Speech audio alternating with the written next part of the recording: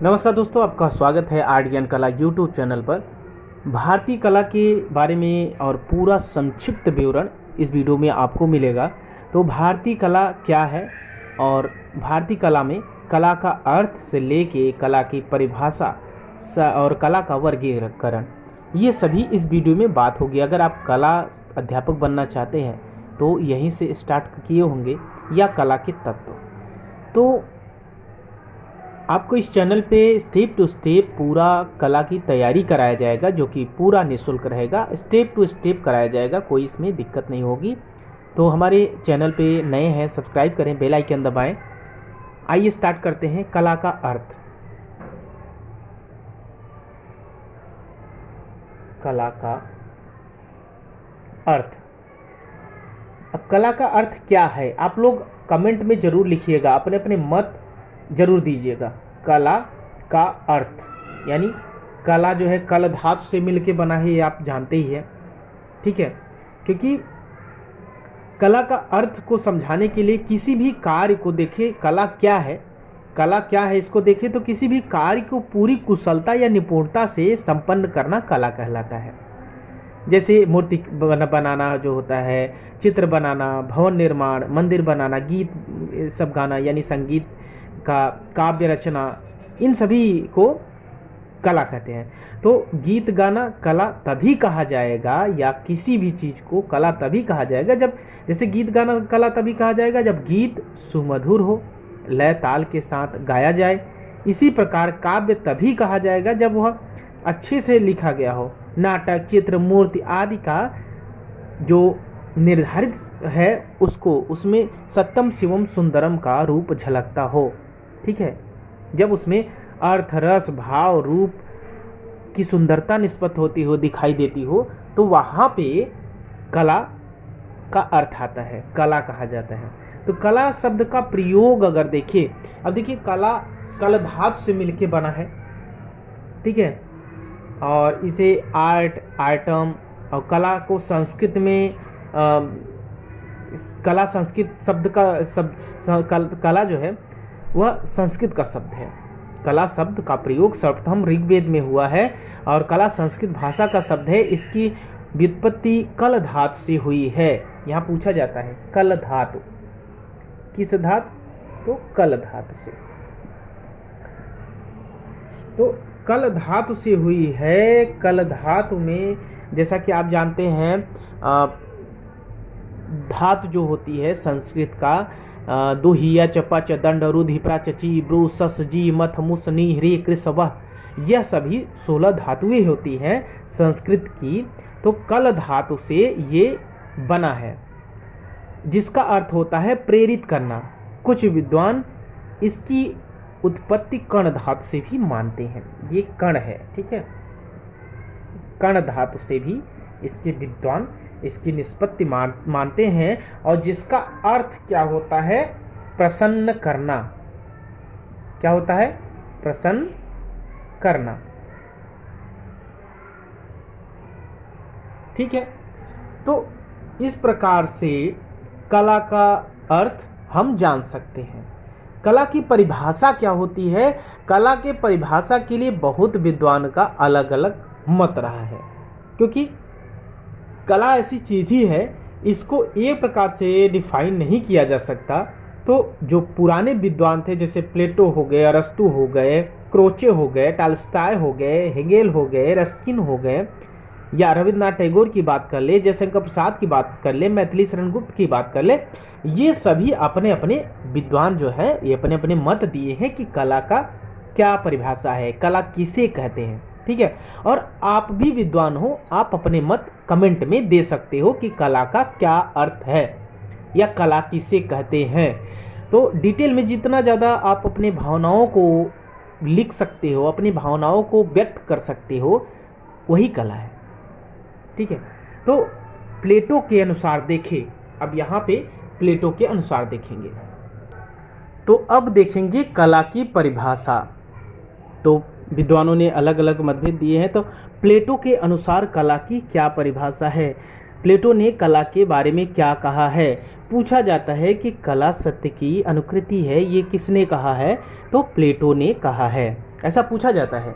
क्या कहा है? कला सत्य की अनुकृति है, अनुकृति है। कला सत्य की अनुकृति है किसने कहा है पूछा जाए तो आप तुरंत नाम देंगे प्लेटो, ये इन्होंने कहा है। उसके बाद देखिए, कला सत्य की अनुकृति है किसने कहा है? प्लेटो। तुरंत आता है कला सत्य की अनुकृति है किसने कहा है? प्लेटो। तो ऐसे अगर आपको याद नहीं हो रहा है तो कई बार आप दोहरा सकते हैं, कला सत्य की अनुकृति है प्लेटो। किसने कहा? प्लेटो। अब आते हैं अरस्तु, ठीक है, क्योंकि बड़े बड़े विद्वानों को मैं बता रहा हूं। अरस्तु के अनुसार अगर देखें तो कला प्रकृति का अनुकरण है, यानी प्रकृति जो बना दिया है उसी का अनुकरण करना कला कहलाता है। अगर पूछा जाए कि कला प्रकृति का अनुकरण है, ये किस विद्वान ने कहा है, तो आप तुरंत कहेंगे अरस्तु ने कहा है। क्या कहा है? कला प्रकृति का अनुकरण है। अब इसके आगे आते हैं, कौन आता है? फ्रायड। तो फ्रायड की बात करें, फ्रायड ने क्या कला को कहा है? फ्रायड के अनुसार फ्रायड ने कला को दमित वासनाओं का उभरा हुआ रूप कहा है। ये बहुत इंपॉर्टेंट क्वेश्चन आता है यहाँ से, क्योंकि यहाँ से पूछ लिया जाता है कि दमित वासनाओं का उभरा हुआ रूप कौन कहा है, कौन विद्वान ने कहा है? तो फ्रायड ने कहा है। फ्रायड ने क्या कहा है? कला दमित वासनाओं का उभरा हुआ रूप है। अब इसके बाद जो विद्वान आते हैं उन विद्वान, अब क्रोचे ने क्या कहा है कला को? क्रोचे ने कला को क्या कहा है? तो क्रोचे ने कला को ये कहा है कि हर एक महान कला ईश्वरी कृति के प्रति मानव आह्लाद की अभिव्यक्ति है। ये किसने कहा है? क्रोचे ने कहा है। क्रोचे ने कई अपने भाव को व्यक्त किया है, कई तरीके से डिफाइन किया है, जिसमें ये भी आता है कि हर एक महान कला ईश्वरीय कलाकृति के प्रति मानव आह्लाद की अभिव्यक्ति है, यानी इनका और कला प्रकृति का अनुकरण है, यानी अरस्तु का। दोनों का कहने का तात्पर्य एक ही मिलता है। तो इस प्रकार से पूछा जाता है। तो फ्रायड बहुत इंपॉर्टेंट है, क्योंकि इन्होंने दमित वासनाओं को उभरा हुआ रूप कहा है और ऐसा पूछा भी गया है। तो जिस तरीके से पूछा गया उस तरीके से उसको इम्पोर्टेंट बता दिया जाता है। जो ज़्यादा पूछा जाता है उसको ज़्यादा इम्पोर्टेंट बताया जाता है, क्योंकि वो ज़्यादा पूछा गया है, ठीक है। क्योंकि इम्पोर्टेंट का अनुमान ऐसे ही लगाया जाता है जो कि एग्जाम में ज़्यादा आया रहता है।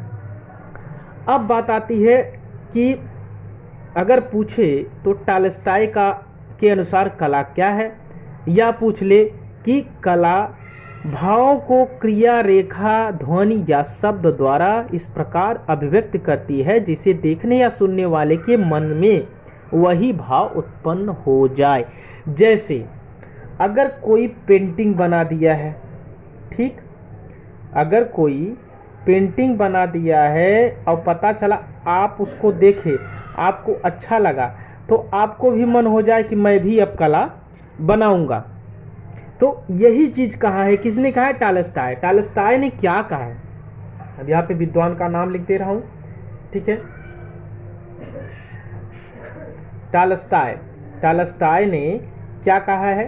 तो टॉलस्टॉय के अनुसार देखें तो कला भाव को क्रिया, रेखा, रंग, ध्वनि, शब्द द्वारा इस प्रकार अभिव्यक्ति करता है जिसे देखने या सुनने वाले के मन में वही भाव उत्पन्न करे। जैसे अगर कोई संगीतकार गाना गा रहा है, कोई कलाकार गाना गा रहा है और श्रोता सुन रहा है, तो श्रोता के मन में भी उद्गार उत्पन्न हो वो गाना गाने के लिए, ठीक है। तो ये भाव किसने दिया है? टॉलस्टॉय ने दिया है कला के प्रति, ठीक। आगे बढ़ते हैं, हिंगेल ने क्या कहा है? हिंगेल ने क्या कहा है? तो हिंगेल बहुत इंपॉर्टेंट है, यहाँ से क्वेश्चन बहुत बार हिंगेल के बारे में। हिंगेल ने कहा है कला आदि भौतिक सत्ता को व्यक्त करने का माध्यम है। हिंगेल ने कहा है कला आदि भौतिक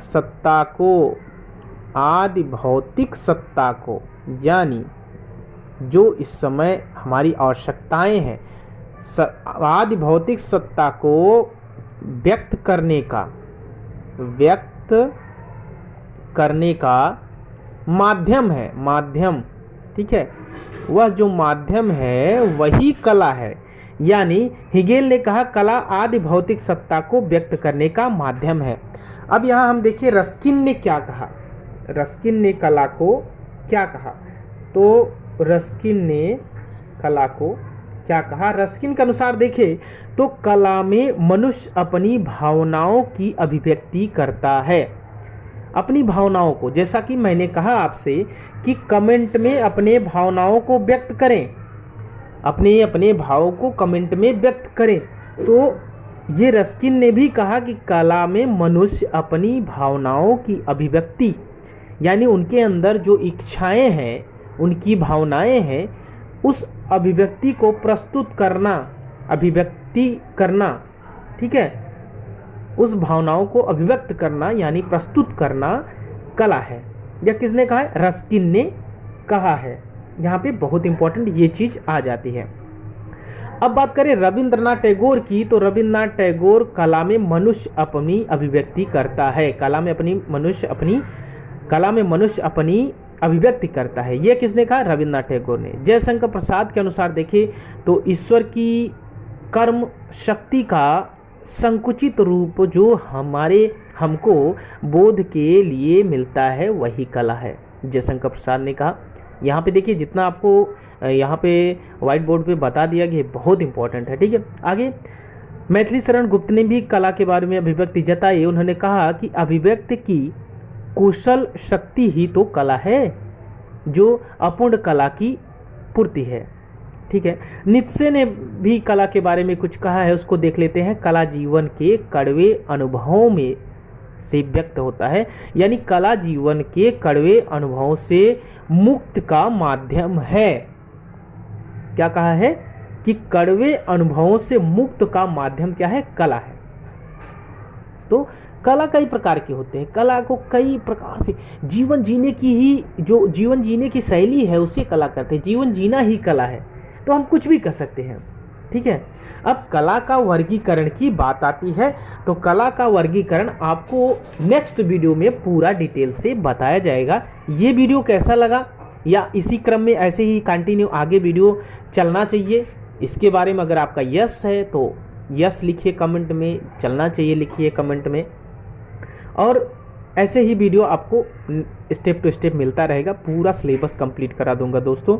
बस आप हमारे चैनल को सब्सक्राइब करके वीडियो को शेयर जरूर करें और अपने सुझाव कमेंट में ज़रूर दें। वीडियो अच्छा लगेगा तो लाइक आप करेंगे, ये मेरा आपसे इतना तो हक बनता है कि आप लाइक करें। चैनल पे नए हैं प्लीज़ सब्सक्राइब करके अपने दोस्तों तक शेयर करें। Thank you.